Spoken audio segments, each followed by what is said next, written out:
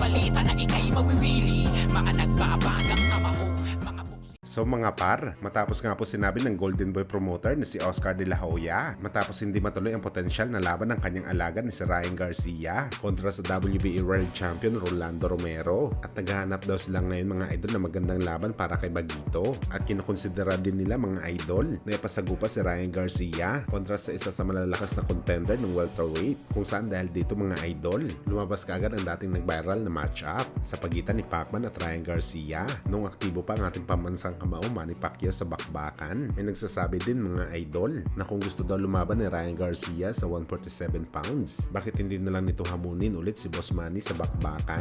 Gayon pa man, naghahanap naman si Pacman ng malaking laban para sa huling sabak nito sa pro boxing. Bagamat ang ganitong senaryo mga idol ay malabo mangyari sa lalong madaling panahon kung sakaling magkasundo ang dalawang kampo, dahil may laban si Pacman kay Buakaw sa April. Kaya kung mangyayari talaga ito mga idol, posible sa last quarter nitong taong kasalukuyan magharap si Pacman at Garcia. Pero gayon pa man mga idol, kahit nalalabuan tayo sa matchup na to, pero posible naman talaga mangyari ang lahat ng to. Depende na lang talaga sa dalawang fighter.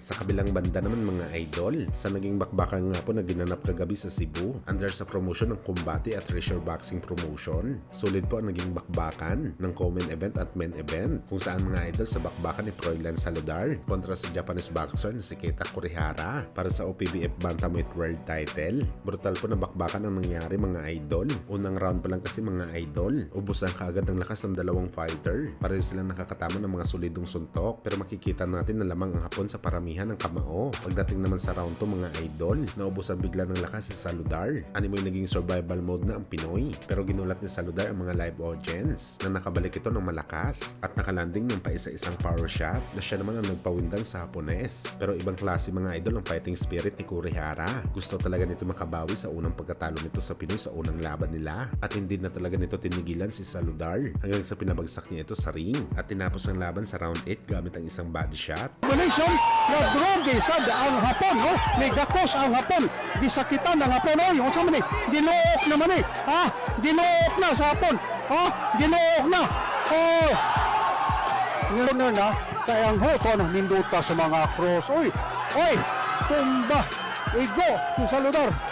Igo. Agoy. 5.